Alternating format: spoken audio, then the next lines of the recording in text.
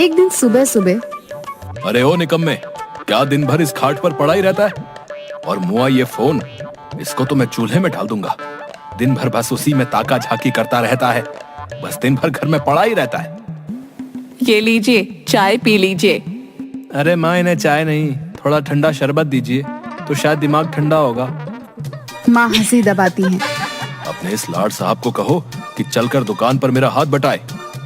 बाबू, दुकान कितनी दूर है, मैं चलकर कैसे जाऊंगा? अरे नहीं नहीं लाड साहब, आप चलकर कैसे जाएंगे? आपके पैर खराब हो जाएंगे। आपके लिए अभी मैं गाड़ी बुलवाता हूँ तो आपको आराम से दुकान तक छोड़ देगी। हाँ बापू, ये सही रहेगा।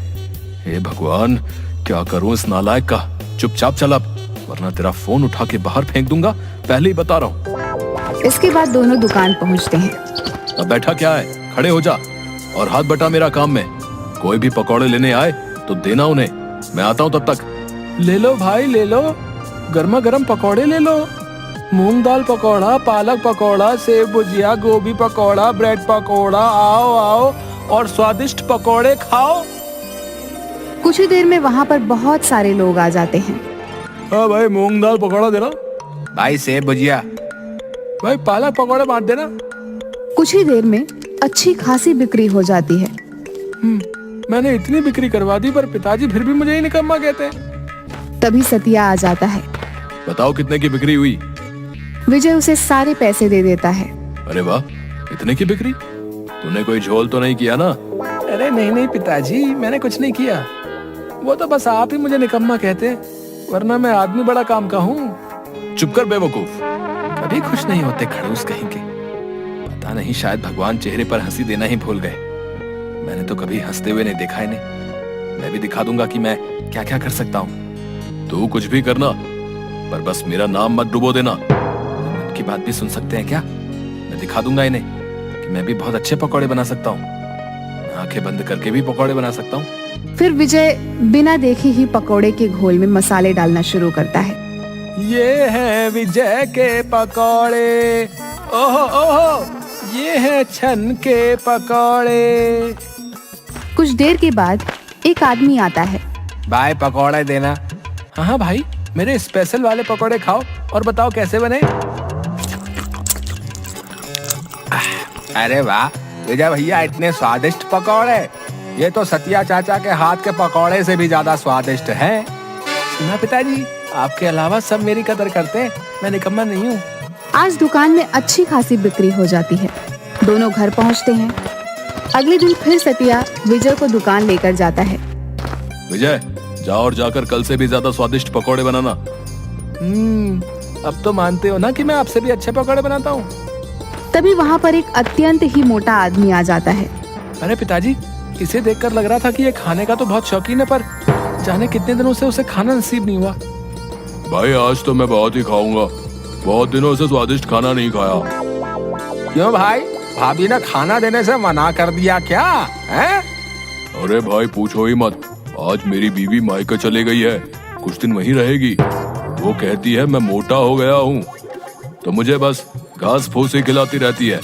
अब बताओ मैं क्या मोटा हो गया हूँ? अरे नहीं नहीं भाई, तुम कहाँ मोटे दिखते हो। वो तो हर पत्नी को अपने पति में कुछ ना कुछ बुराई दिखती ही रहती है? आज मेरे पास 2 खुशी से खाने के कारण हैं। क्या क्या कारण है? अरे पहले तो ये कि मेरी बीवी मायके चली गई है और कुछ दिन वहीं रहेगी, और दूसरा ये कि मैं बहुत दिनों से स्वादिष्ट खाना नहीं खाया हूँ। तुम सब तो जानते ही हो कि मैं खाने का कितना शौकीन हूँ। वहाँ बैठे सब हंसने लगते हैं। अरे विजय, जल्दी से कुछ ना कुछ खाने के लिए लेकर आओ। हाँ हाँ काका, आपके लिए मैं अपने हाथों से कुछ बनाकर लेकर आऊंगा। अरे विजय, जल्दी लेकर आना और थोड़ा ज्यादा बनाना। अरे भाई, जब तक तुम ये खाओ। अरे बाप रे, यहाँ तो इतने सारे मसाले हैं, इनमें से कौन सा मसाला डालना है और कौन सा नहीं, ये तो मुझे समझ ही नहीं आ रहा है। अब मैं क्या करूं? एक काम करता हूँ, मैं फिर आंख बंद करके पकौड़े बनाता हूँ। वैसे भी आंख खोलकर तो सभी बना लेते हैं, आंख बंद करके काम करना भी कला है। फिर से जो मसाला हाथ में आ गया वह डाल देता है। और फिर जल्दी से पकौड़े उस मोटे आदमी को परोस देता है। वह उन पकौड़ों को खाकर कुर्सी से उठता है। विजय उसे देखकर डर जाता है। हे भगवान, पता नहीं पकौड़े कैसे बने होंगे, कहीं बेस्वाद तो नहीं हो गए। प्रभु रक्षा करना, नहीं तो एक तरफ ये मोटा और दूसरी तरफ मेरा हिटलर बाप, दोनों मेरी चटनी बनाकर पकौड़े के साथ मुझे खाएंगे। अरे वाह, तुमने क्या स्वादिष्ट पकोड़े बनाए हैं। इतने स्वादिष्ट पकोड़े तो मैंने कभी नहीं खाए। अभी तो मैंने कुछ खाया ही नहीं। लाओ लाओ और लाओ। जा और लेकर आ। आज फिर से अच्छी कमाई हो जाती है। फिर वे दोनों घर जाते हैं। अरे खुशखबरी है, हमारे शहर में फूड फेस्टिवल आयोजित किया गया है और इस बार तू जाएगा, समझा? मैं पिताजी, मैं क्या करूंगा वहां पर? और वैसे भी आप तो कहते हो ना कि मुझे कुछ काम धंधा नहीं आता, मैं कुछ नहीं कर सकता, तो मैं वहां कैसे जाऊंगा? कोई परवाह नहीं, चुपचाप जा। बोल दिया ना एक बार, समझ नहीं आता? ठीक है, चला जाऊंगा। 2 दिन बाद आयोजन है, तो तुझे कल ही निकलना पड़ेगा। अरे बाप रे, ये मैं कहाँ फंस गया? फिर विजय मायूस होकर वहाँ पर बैठ जाता है और मन ही मन सोचने लगता है, हे भगवान, अब मैं क्या करूंगा? मुझे तो कुछ भी काम करना नहीं आता, तो मैं पकौड़े कैसे बना सकता हूँ? तभी उसे किसी की आवाज सुनाई देती है। विजय आसपास देखता है पर उसे कोई भी नहीं दिखाई देता। अरे विजय, विजय मियाँ, इधर उधर काहे ताक रहे हो? नीचे तो देखो, नीचे। विजय किसी अजीब से दिखने वाली प्राणी को देखता है। ये कौन सा प्राणी है? हे भगवान, अब तूने किस मुसीबत में फंसा दिया मुझे? अरे अरे मियाँ, घबराओ मत और इतनी जोर से मत चिल्लाओ, मैं तो बस तुम्हारी मदद करने आया हूँ। अरे गजब है भाई, मान न मान मैं तेरा मेहमान। कौन हो तुम और मेरी मदद क्यों करना चाहते हो? अरे भाई, मुझे पता है कि तुम उस फूड फेस्टिवल के लिए परेशान हो। हाँ, पर उससे तुम्हें क्या? वो मेरी परेशानी है। हाँ, पर मैं तुम्हारी मदद कर सकता हूँ मियाँ। अच्छा, तुम और मेरी मदद? हाँ, और नहीं तो क्या, मैं फूड फेस्टिवल के लिए खाना बनाने में तुम्हारी मदद कर सकता हूँ। अच्छा, कैसे? अरे मियाँ, अभी बताया ना कि मैं खाना बना सकता हूँ। ओहो, तो अब ये चूहे के जैसा दिखने वाला आदमी, अरे नहीं नहीं, तुम्हें क्या कहूँ मैं, तुम तो आदमी ही नहीं हो, अजीब प्राणी। कौन हो तुम मेरी मदद करोगे और वो भी खाना बनाने में? अच्छा, तो तुम्हें क्या लगता है कि आंखें बंद करके तुम पकौड़े बनाते थे? बेवकूफ इंसान, आंखें बंद करके कौन काम कर सकता है, और वो भी एक निकम्मा इंसान? बिल्कुल नहीं, वो मैं ही था जो आज तक तुम्हारे पकौड़े बनाते आया हूँ। अच्छा, तुम थे? जी हाँ भाई साहब, वो मेरा ही कमाल था। मतलब मैं जब आंखें बंद करता था तुम ही मेरे पकौड़े में मसाले डालते थे और पकौड़े बना देते थे? हाँ मियाँ, मैं ही था। मैं तुम्हारी दुकान के पास से गुजर रहा था, मुझे बहुत ही अच्छी सुगंध ने वहीं रोक लिया, और जब मैं दुकान पर पहुंचा तब तुम्हें आंखें बंद करके पकौड़े बनाते हुए देखा। सच बताऊं तो मैं बहुत ही हंसा, पर फिर मैंने तुम्हारी मदद कर दी। अच्छा, तभी मैं सोचूं कि मैं ऐसा कैसे कर सकता हूँ। अच्छा छुटुंगी, तुम तो बड़े कमाल के निकले यार। तुम्हारा नाम क्या है छुटंगी? प्रेम नाम है मेरा। नाम तो सुना ही होगा। ड्रामा नहीं, सच में बोलो ना। अरे यार, कुछ भी रख दो, वैसे भी हमारे यहाँ तो नाम वाम की कोई जरूरत नहीं होती। तुझे जरूरत पड़ेगी तो तू ही रख ले, जो तेरा मन करे। तुम्हारा नाम? हाँ, इतने पिद्दू से हो और छोटे से भी तो तुम्हारा नाम छुटंकी। छुटंकी छुटंकी छुटंकी, अरे मियाँ क्या नाम दिए हो तुम मुझको। I love this name. हाँ, पर एक बात बताओ, चूहे सा मुंह, पंख, बड़े बड़े कान और ऐसी अजीब से दिखने वाले हो तुम, कहाँ से आए हो तुम? कौन सी दुनिया से? मेरी दुनिया अलग है और बहुत दूर भी। हम हर साल यहाँ घूमने के लिए आते हैं, कुछ दिनों में चले जाएंगे। अब चलो सो जाओ, कल जाना भी है ना हमें फूड फेस्टिवल में। अरे हाँ, मैं तो भूल ही गया था। अगले दिन विजय फूड फेस्टिवल के लिए निकल जाता है। हे देवी माँ, रक्षा करना, साथ देना मेरा। विजय देवी माँ का नाम लेकर शुरू हो जाता है। तभी एक गोरी मैम विजय के स्टोर के सामने आकर खड़ी हो जाती हैं। विजय उसे पकौड़े देता है। What a fantastic food! How delicious is this? हे माता रानी, ये गोरी मैम मुझे अंग्रेजी में क्या गिटर पिटर कर रही है, जाने क्या क्या गालियाँ दे रही है। छुटंकी जोर जोर से हंसने लगता है। वह उसके और भी साथियों को बुला लेती है। Hey, come here and taste this. What a delicious food! अरे मैडम जी, अगर अच्छा ना लगा हो तो मत खाइएगा, पर ऐसे अंग्रेजी में गाली तो मत दीजिए। और इन सबको क्यों बुला रही हैं? मैं आपके हाथ जोड़ता हूँ, मुझे जाने दीजिए, मुझे मार नहीं खानी। Please serve us too. Please serve us too. Please serve us too.